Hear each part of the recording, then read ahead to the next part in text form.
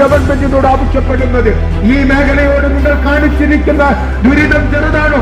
മത്സ്യത്തൊഴിലാളി മേഖലയോട് ഈ സർക്കാർ ചെയ്തിരിക്കുന്ന ദുരിതം ചെറുതാണോ?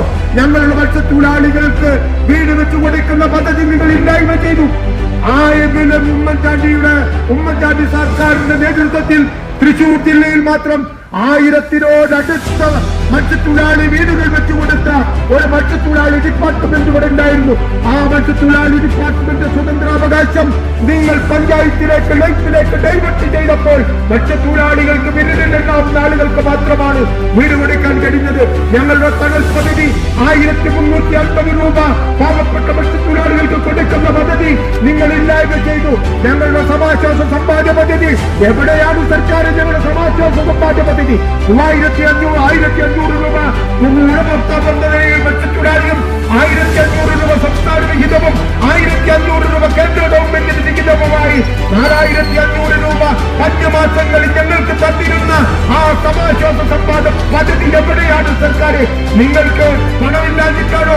നിങ്ങൾക്കൊന്നും ദൂർത്തടിക്കുകയാണ്. ഈ പാവപ്പെട്ട മത്സ്യത്തൊഴിലാളികളുടെ ജീവൻ പമ്പയും വെച്ചാണ് ഞങ്ങൾ കടലിൽ പോകുന്നത്. ഞങ്ങളുടെ മത്സ്യത്തൊഴിലാളികളുടെ സാനിറ്റേഷൻ പദ്ധതിക്ക് ഐക്യജനാധിപത്യ മുന്നണി ശ്രീ ഉമ്മൻചാണ്ടിയുടെ നേതൃത്വത്തിൽ ശ്രീ കെ ബാബു ഫിഷറീസ് മിനിസ്റ്ററാകുമ്പോൾ 50,000 രൂപ കൊടുത്തിരുന്ന പദ്ധതി എവിടെയാണിപ്പോൾ? അത് മാത്രമല്ല, മത്സ്യത്തൊഴിലാളികളുടെ അറ്റകുറ്റപ്പണിക്ക് ഈ ജില്ലയിൽ അപേക്ഷ സമർപ്പിച്ച മുഴുവൻ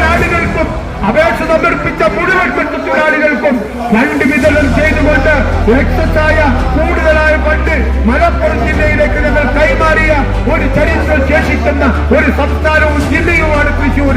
അങ്ങനെ മത്സ്യത്തൊഴിലാളികളുടെ പ്രയാസങ്ങൾ കൂട്ടുകാരൻ കണ്ടിരുന്ന ഒരു ഗവൺമെന്റ് ഇവിടെ ഉണ്ടായിരുന്നു. പക്ഷെ നിങ്ങൾ അധികാരത്തിൽ വന്നപ്പോൾ മത്സ്യത്തൊഴിലാളികളെ പിടിഞ്ഞ് അവരെ വശംവദമാക്കുന്ന, അവരെ കീഴ്പ്പെടുത്തുന്ന, അവരെ ഇല്ലായ്മ ചെയ്യുന്ന, അവരെ നശിപ്പിച്ച് നാരണത്തല്ലാക്കുന്ന പ്രവൃത്തിയുമായാണ് കേരളത്തിന്റെ ഗവൺമെന്റും ഈ വകുപ്പ് മന്ത്രി സജി ചെറിയാനും കടന്നു പോകുന്നത്. നമുക്കറിയാം.